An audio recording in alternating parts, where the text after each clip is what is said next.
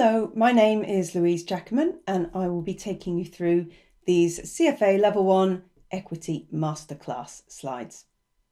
Now, just by way of background, after first qualifying as a chartered accountant in London in the UK with EY quite a long time ago, I moved into the world of financial and accountancy education.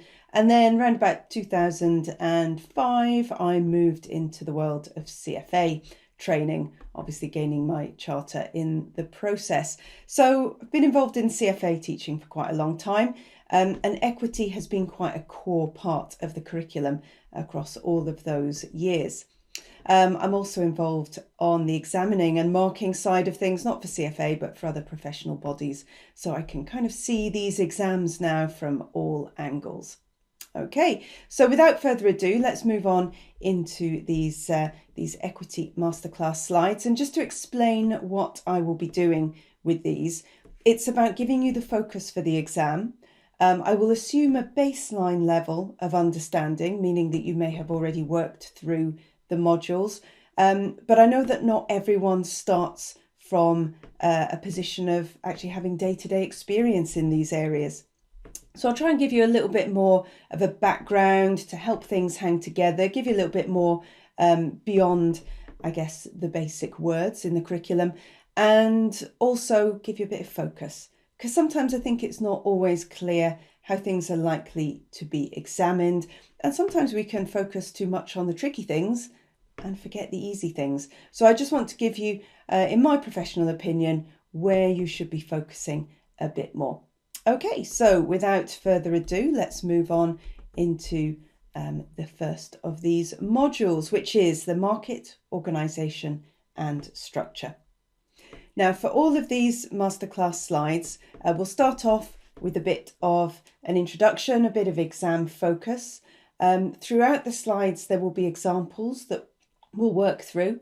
It may be a good idea to perhaps pause the presentation and have a go at these things yourselves. The solutions are not immediately on the screen.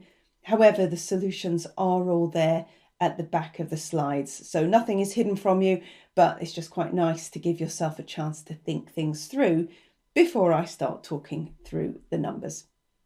Okay, so this particular module was brought in just to give people a bit more of an understanding. I remember when this module was brought into the curriculum, and it always felt slightly strange because it moved beyond just equity. Obviously, it's in the equity part of the curriculum, but there's a particular part of this in the assets and markets where it moves into things like fixed income, derivatives, foreign exchange, and that can be a little bit unsettling because this is not the fixed income, derivatives, FX part of the curriculum. So my advice to you at this stage would be to not spend too long on the things that actually belong outside of equity. So if we go back to the top of that bullet point list, yes, we've got the financial system, and a lot of you probably have exposure to that, or at least have an awareness of it, but there's still terminology in there that it might be worth checking yourself with, and we'll do that towards the end of this presentation. Assets and markets, let's not worry about too much that is beyond the scope of equity at this stage. If the examiners want to test you on derivatives, they'll test you on derivatives, but it will be within the context of a derivatives question usually, not equity. Participants, who's who, what's the difference between a broker and a dealer, for example. Again, if you work in this area, you'll know. If you don't, you maybe wouldn't know that. So we'll talk about that. We'll sweep up all these points at the end. Okay, same with institutions. With regulations, regulations may not be the most exciting part of the industry, but it is possibly one of the most important, isn't it? Because it makes sure that there is a level playing field for everyone, that it feels fair. And only when a market feels fair do investors feel that they want to give their hard-earned money to it, or other people's hard-earned money, more importantly. So with regulations, I think the thing to focus on is more understanding why we need regulations, who it is they're trying to protect, but not to get jurisdiction specific, by which I mean CFA Institute is international. The exams have an international focus. So it wouldn't be fair to test you on the detail of, let's say, US or UK or European-based regulations. So I think you can stand back from the detail a little bit there and think more about the principles of regulation. Okay, so most of that I would describe as background, nice to know, less likely to be tested in detail. But where things do and will get tested in detail is where you can do some calculations and where you can understand a bit more about the risk and return. So for example, the different positions that you can take, the way that margin trades may impact your risk and return, and the different types of orders and execution instructions. So that's where we're going to be going in to look at the detail. Okay, so moving on with that. The first is to just think about the type of positions that you can take in shares. So let me just do a little illustration for you. Okay, most of the time we think of investors as buying shares. And let's give that the language of the markets. We could talk about a long position. Okay, basically means buying shares, and the return trade-off is fairly straightforward. Let's draw a little graph. If you have the share or the stock price, shares and stocks, by the way, interchangeable. As you can probably guess, I'm a Brit, so my natural inclination will be to talk about shares, but I will try and use the word stocks equally as well. They basically mean the same thing.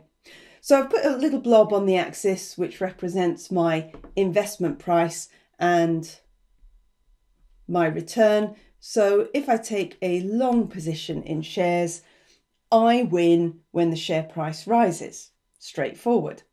Okay. But not everyone has a view that share prices are going to go up. So it would be nice to be able to take a position that allows us to benefit if the share price falls. So we need to understand short positions and how the risk and return trade-off is a bit different. So with a short position, I'll talk about the mechanics in a moment. You win if the share price goes down. Okay. And if you've got people in the markets who have differing views, then these different positions allow them to benefit from that. Now, one thing that maybe, we can say, yes, you win if the share price goes down if you take a short position. We'll talk about how and why this may be done in a moment. But just look at the graphs. Share prices don't go negative, so the furthest we can go on that axis is 0. And it does bring out an important point that if you take a long position, i.e. you buy shares, like most investors do, then your potential gains are unlimited because there's nothing stopping the share price going up. The flip side of that is if you take a short position and you want to benefit if the share price falls. If the share price rises, the thing you don't want to happen, your losses are unlimited. Okay, your gains hit a limit, so there's only so much you can win, but it's probably quite big still. But the risk is quite significant on the downside. Okay, so let's think about how this might happen and how the mechanics of it, because taking a short position is not immediately obvious how that would actually work. So let me just draw a little diagram for you. Okay, so this is the investor. Investor normally implies you put your money into something and watch it grow, but an investor can be an investor who takes a short position. And often those will be, for example, hedge funds. So the investor who wants a short position, i.e. wants to win if the share price falls. So what they want to do is sell the share while the share is quite highly priced in their view, but they haven't got a share. So we need to find someone who has a share, and that would normally be some kind of long-term investing institution. So let's say pension fund. Pension funds sitting on shares for a very long period of time, usually taking long positions, thinking the share price will go up. But as I say, they've got a very long-term investment horizon. So pension fund has lots of shares, not in a hurry to sell them, long-term investor, on the hunt for return as well, because they're looking after people's hard-earned retirement funds. Anyway, what they will do is they will lend a share to our wants to be short investor, and that investor will then sell the share to the market. Now, we don't know who's on the other side of that deal, but if you just trace who's got the share at the moment, well, who has it really? The pension fund has lent it, the investor has sold it, someone else has bought it. So it suddenly starts to get potentially a little bit complicated. But let's say the share price is $100 at that point. Let's say the investor is correct. The share was overvalued. My mistake. The share was overvalued. Its price subsequently drops and the investor buys back the share. They buy it back, let's say at a nice $90. So they make a profit or a gain of 10. They're happy. What happens to the share? The share gets returned to the original owner. Okay, so everyone seems to win here. So our investor with a short position is happy. Well, they are happy because the share price fell. Obviously, they'd not be so happy if the share price rose, but that's the nature of the position that they are taking. Now, your pension fund, why are they happy? They're happy because they charged a fee for this service. So they get something back. They haven't really taken any risk. They've got their share back and they have an agreement, a stock lending agreement, which is basically the contract, which makes sure that things like dividends are recovered. They don't lose from this process. So even though technically they may not get the original dividend, they will be compensated for the loss of the dividend. And all these things would be in the contract. So everyone kind of wins. And our investor, who might be a hedge fund, manages to benefit from the share price falling. And that doesn't have to be a bad thing. That doesn't have to be a sort of, vulture preying on the misfortunes of companies.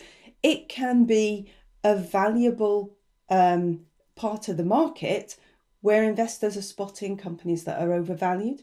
They could be possibly calling out fraud. If you look into the background of the Wirecard fraud in Germany, it was the short positions, the investors who were a big part of calling that out. Okay, so that's how it works. So if we go back to our original slide, long positions, we can use the language of the markets. We can say you are bullish, you win if the share price rises. Short positions, you are bearish, you win if the share price falls. But note that point on who gets the unlimited gains, who gets the unlimited losses. And anything with unlimited losses, you need to have deep pockets, don't you, to be able to deal with what might happen if things go wrong. Okay, so we've talked about everything that is on that slide there. Hopefully that all makes sense now, and the mechanics.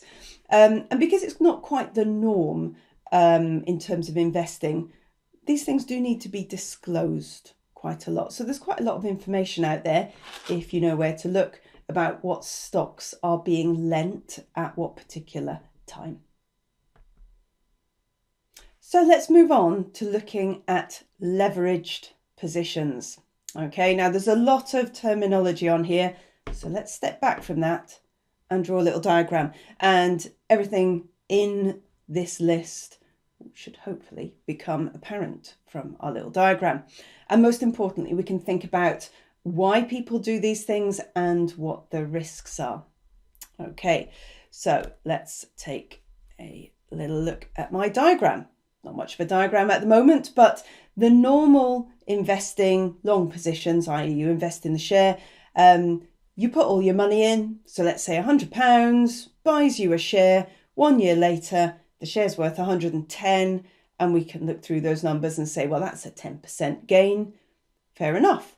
So if the investor put all of their money into that share, then they've received a return of 10% of their investment.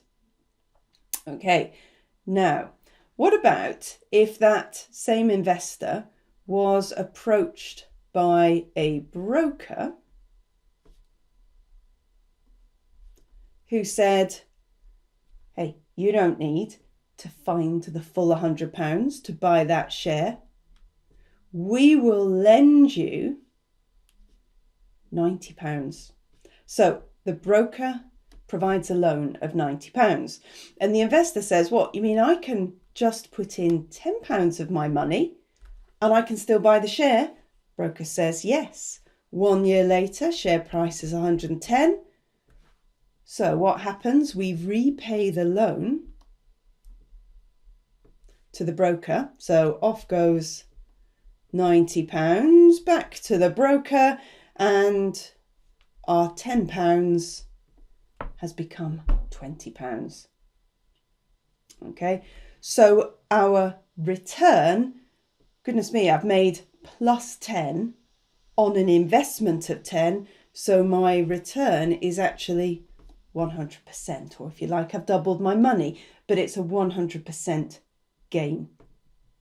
Now, that kind of looks like magic, and it is magic on the way up, but it also does the same on the way down, because what if the share price went down to 90? Look at those numbers. We sell the share, pay back the broker, and we've got nothing left. You could say, well, it was only £10, but if we put all of our money into that arrangement, all of our money has gone. So this is the power of leverage or gearing. So what we see there is a situation where the investor only has to put in 10% of their own money, or if you flip it around the other way, it is a 10 times leverage ratio. Okay, all of this will be explained, but I managed to buy a share of £100 by only putting £10 in myself. So what we've done is we've geared up the exposure and then multiplied the return, the gains and the losses. Now, it's very, very powerful and very, very dangerous. And if you are a fan of financial history, there's a lot of interesting stuff went on almost 100 years ago, didn't it? 1929 and the start of the Great Depression in America. And a lot of that was said to be exacerbated by exactly what I've shown you here. 10 times gearing, 10 times leverage. Investors were only having to put in £10 to access an investment of 100. And that was great when shares were going up. But when the stock market started to fall, it bankrupted people. So what we're going to do with this example here is we're going to look at a fairly straightforward one, just to make sure you're happy with the numbers. And then we'll push it to the limits of what could be done in an exam, okay, with all the little fiddly bits around that. So my list of terms here. So we are obviously buying securities, but relying on someone else's money, partly to do it, with the aim of boosting returns. And of course, anything that boosts returns probably also boosts the risk. So margin loan is the money that we get from the broker who facilitates the buying of the shares. Okay, the initial margin requirement is the fraction that is funded by the investor themselves. So in my example just then, that was 10%. You only had to put 10% in yourself. And confusingly, that is known as the investor's equity. confusing because we're buying shares, which are also known as equity. So just be careful with that. Okay, it is basically the investor's initial stake. So the proportion of the share price that the investor has put in themselves, not the share. Okay. The call money rate is just a fancy term for the interest rate because the brokers don't give that money for free. And the maintenance margin is going to kick in if the share price falls and the broker suddenly sees that the investor is potentially going to lose quite a lot of money and that the broker's loan has become quite a large part of the investment. We'll see that with numbers. That leads to a margin call where the investor is asked to put some more of their own money in, or the position gets shut, gets closed out. And the leverage ratio is basically the multiplying effect. So in that previous example, it was 10 times. Okay, but that was unrealistic. Well, I say it was unrealistic. It was what happened almost 100 years ago. But obviously the market's learned and we have more realistic numbers now. So for example, these sorts of figures. So an investor buys a share for $10. The initial margin is 40%. So let's have a look at the little box at the bottom. Hopefully it's clear that that means the investor has to put in $4.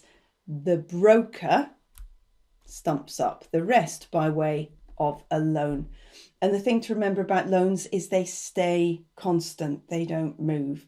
So that $6 isn't going anywhere. Okay, so the initial price is $10. Let's take the good news story. The share price goes up to 12. So if there were no margin loans involved, you'd see that as a 20% return. Yeah, 10 becomes 12. But what's actually going on here? We'll come back to that leverage ratio. The margin loan stays at 6. So the investor's share of this, you kind of work backwards because the margin loan doesn't move. The investor's so-called equity in the position is now 12. Okay, so we've worked backwards. So what is the return on equity? Remember, they put in 4. So the return on equity is that their 4 became 6. So they have gained 2 on their initial investment. Okay, so it has gone up by 2. Okay, so it's a 50% return. So the underlying share went up 20% and the investor felt a 50% return. Now that makes sense in the context of this leverage ratio, which basically gives you straight away the multiplying effect. 1 divided by the initial margin, and you can see the numbers there, gives you a leverage ratio of 2.5. So you can multiply what the share did by 2.5, and that tells you what the investor feels because of this margin loan. So let's see how that works on the way down. What if the share price falls to $8? Well, the margin loan stays where it is, 6. So the investor's equity in the position is now 2. So they originally put in 4, their 4 has become 2. Okay, so the share price itself has fallen 20%, but they have lost half of their money. And there lies the double-edged sword of margin trading. Okay, so it's a multiplying effect. Okay, so that's a fairly straightforward illustration, but I think it's important, and I think in all the words that go around this, sometimes we just forget the importance really of saying, you know, that loan doesn't move. It's the share price that moves and the investor experiences the rest, and it just multiplies up the percentage return. Now there's another question there below. What share price would there be a margin call? Okay, now that brings in the bit that we haven't talked about yet. The maintenance margin is 25%. Okay, that means that at the point where the investor's equity is only 25% of the entire position, the broker starts to get worried because the broker loan is now making up 75%, and they didn't want that. Their loan started off at 60%. Now we've chosen the numbers to make this work because actually when the share price drops to 8, look what happens. The margin loan is still 6, but that is now 75% of the total value, and the investor's equity has dropped down to 25%. So we have hit it. And the curriculum kind of implies that you do a bit of a sort of trial and error and see where that point lies, but no one does it like that because they don't give it in the curriculum. But there's a nice easy way of getting straight to the answer that everyone uses. So what you do is you start off with your original investment price, $10, and then you go 1 minus the initial margin on the top, divide by 1 minus the maintenance margin on the bottom, and out pops the point at which there would be a margin call. Much easier to learn that. You don't want to be doing anything trial and error. Although saying that, there are 3 options in front of you. So it might be a case that if you don't like learning a formula, you could just put in each of the ending share prices and go, at which point is the investor taking 25% and the broker taking 75%. So I don't want to write off the idea that you can sometimes just do trial and error to find the right answer. Okay, so what we'll do now is we'll move on to all bells and whistles, everything that they could throw at you with one of these type questions. And I'd recommend that when I bring up the information, because it'll be new numbers that you haven't seen before, I would advise that you pause and see if you can work out the return on investors' equity, or maybe even just get a ballpark, so an approximate figure using the leverage ratio, and then we can go through it in a bit more detail and check whether that's worked out right. Okay, so here is our bigger example. In some ways it's the same, but where is it different? Well, it's got, for a start, the share price falls. So always do a sense check of your answers in the exam. This will be a loss. This will not be good news. So anything that implies that there is a positive return can't be one of the possible answers. So the share price has fallen and we're going to feel that even worse. Okay, so what I would do initially is I'd look at this and I'd think, well, I know I've got a drop, and what I'm seeing is a drop of 12.5 euros on a 50 euro investment. So if I had no leverage here, I would be looking at a 25% loss of my investment if I had no margin loan involved. But I do have a margin. I have an initial margin of 40%. So like before, my leverage ratio is going to be 2.5 times. So I'm expecting absolute ballpark about a 62.5% loss. Okay, and I'm not saying it'll be exactly that, but that's the order that I'm looking at. What else is coming in here though? I've got interest rate on the loan, so that's probably going to make my loss get worse. I've got dividends per share coming in, that's good, that's going to help my return, but I've got commission as well, which is going to be an extra cost. So I've got 3 additional things which are detail, but they will pull me away from that 62.5%. So let's see exactly what they do. But I know I've got a sense check. 60% loss would feel fairly sensible. Okay, so also let's just check how these numbers are going to multiply up. They're 10,000 shares, not 1. So that's going to tell me my initial investment. But of course, 40% of it is what I'm going to put in, 60% of it is going to come from the broker. Okay, so my working is going to look like this. I'm going to look at how much I spend going into the trade of my own money. And then I'm going to look at selling the shares at the end, paying back the loan, and also any good things like dividends, bad things like commission and interest. So you may want to just pause here and see if you end up with the same answers that I will shortly be bringing onto the screen. Okay, so the investor's investment is only 40% of all the numbers given.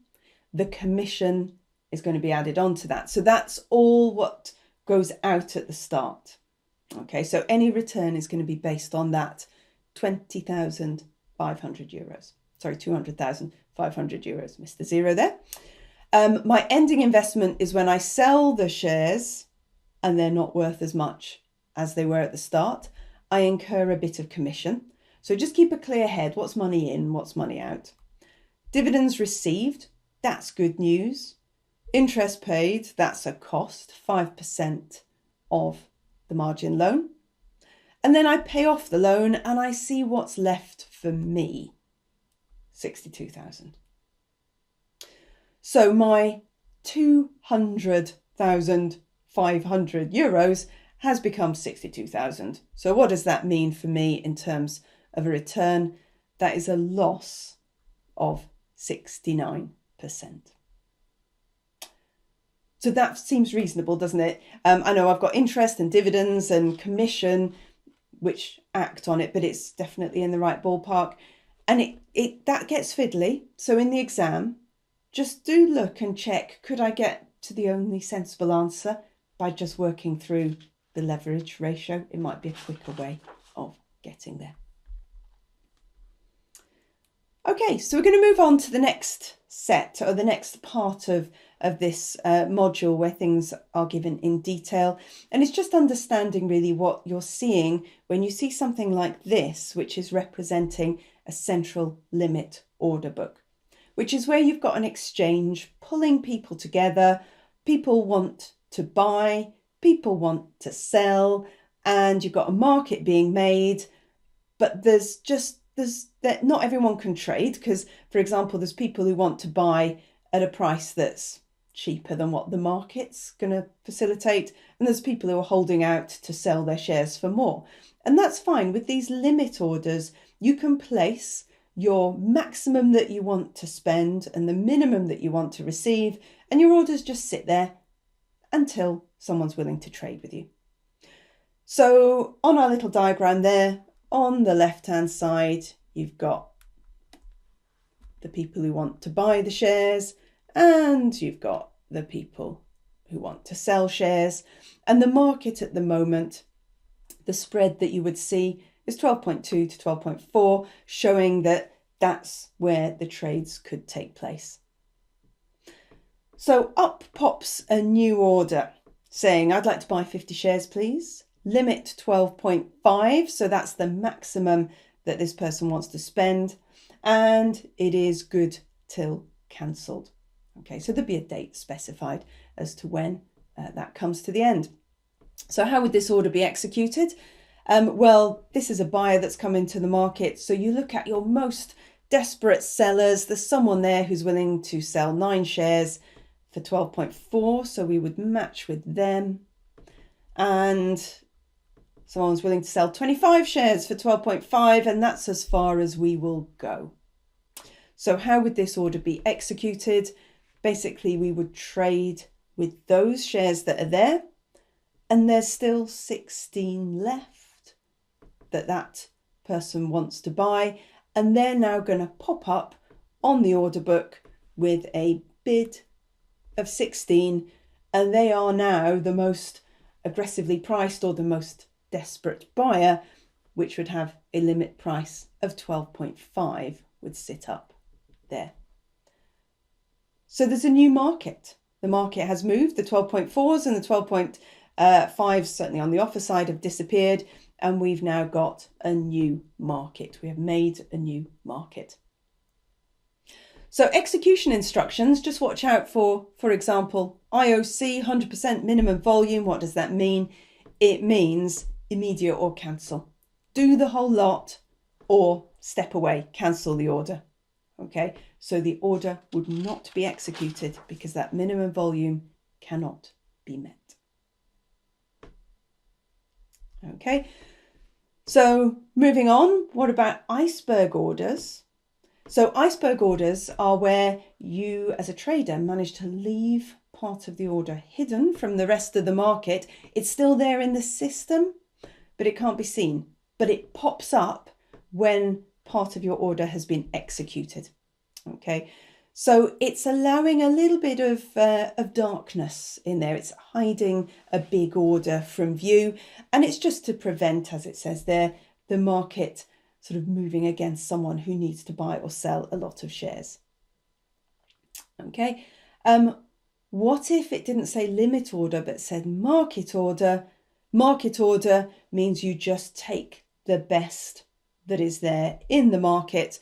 So we would basically hoover up the 9, the 25, and we'd have to move into some of the next order for the rest of our trade, which means that the price would be partly 12.4, partly 12.5, and partly 12.6. Okay, so you would definitely trade, but you're left with a bit of uncertainty over the price. Okay, so it would be possible that you would have an exam question that shows you a little central limit order book like that of an exchange, gives you a trade coming in and asks you to say what would happen. And they might talk about making a market, or making a new market, which is when you come in like our trader did with the new best price. Or it might be an order that doesn't get executed because it's away from the market. Okay, it's not aggressively priced enough. So other terms to just be aware of. So we've got to the end of this module, which is good, just to make sure that you can look down that list. And before I say anything, it would be best to maybe pause me and just go, actually, do I understand what all of those terms mean? And honestly ask yourself that question. And if you don't, it's an area you might perhaps need to go back to. So primary and secondary markets, it's the same market. It's just the reason that the securities are being issued. Primary is to raise funds. Secondary is to allow subsequent trading. Quote-driven, order-driven, brokered. Let's start at the end. Brokered markets are where you've got large or unique assets or portfolios that you don't really want to just release to the whole market. You want a trusted broker who knows the market and can work on your behalf. So a broker, by the way, versus a dealer, a broker is your agent and basically does your trade for you, whereas a dealer, you are trading directly with a dealer. They may hold a position. Okay. So with the brokered market, you are just getting a trusted intermediary who knows who's who knows will be interested in buying what, and you go through them. Quote-driven versus order-driven markets. So quote-driven is where you've got usually dealers who say, yes, I will buy those shares for this price. And they are trading on their own account, potentially.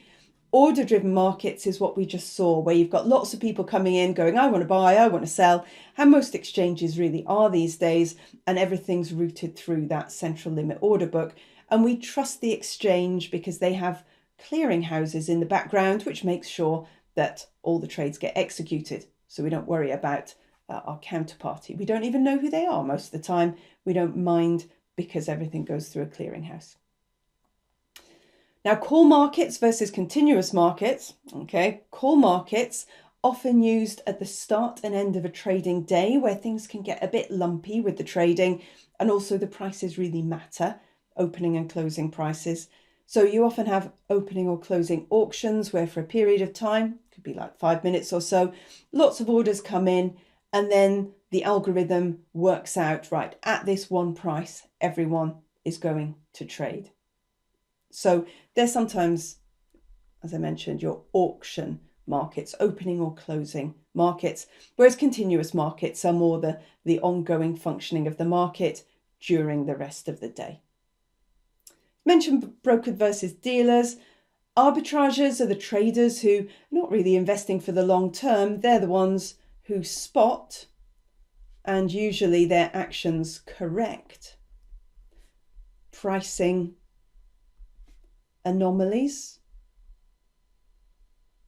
Basically, if a stock is priced too high or too low, or derivatives or currencies, they will pop in. They will take no risk because they usually take opposing positions. So they will buy the cheap thing, simultaneously sell the expensive thing, and their actions tend to help bring markets back into balance. So they're really thinking about themselves, but their actions can help the overall system. Stop loss orders, that's where you take a position. So you're not opening a position here. You've already got something that's opening and you say, look, I might lose money on this, those short positions, for example. So I will take a short position, doesn't have to be short, but like my first example at 100, but I know that those losses could be unlimited if the share price actually rises. So I will put in a stop loss order, which means that if the share price goes above 120, it's time to close out. Now, they can't always be guaranteed because markets move quickly, but they can certainly be there in the background to give you a bit of comfort. Order precedence hierarchy, that's a mouthful. That basically means what are the fair rules for whose trade executes first? And basically, it's about how aggressive your pricing is, how desperate you are to buy or sell. So the first thing that determines whose order gets transacted is the price. The second thing would be the time at which the order is received by the system. Now, you might ask, what about those iceberg orders where the whole order is received by the system, but it's not visible to the rest of the market? Well, displayed orders beat hidden orders. So what it is the exchange saying, come on, everyone, show your hand, because the more that people can see, the more liquid the market is, and the more that's better for all the traders, you could argue. So displayed orders get precedence over undisplayed or hidden orders. And finally, ETFs are discussed, and I'm thinking back to when this module first came into the curriculum. ETFs, exchange traded funds, were maybe less commonplace, whereas nowadays, we probably don't need so much to have the explanation as to what's going on at the back end, but they're basically very easily tradable versions of, you could call them mutual funds or investment trusts, depending on where you come from. But they basically allow retail investors to get exposure to indexes or sectors through a collective investment scheme where you go in and buy a little bit of it, and the fund or the scheme is managed according to following a particular index or sector, and it works. The price tracks that index or price that tracks that sector. They're pretty low fee, they're fairly passive investments, and they kind of work for everyone. So they're big market really now. Okay, so that is the end of that module. I hope that masterclass just helped us put everything into perspective, focus your mind on what is likely to be examined, and if there's any weak areas, then hopefully you know where to have a look. So remember, all the solutions are provided at the back, at the end of the slides, and I will hopefully see you for the next masterclass.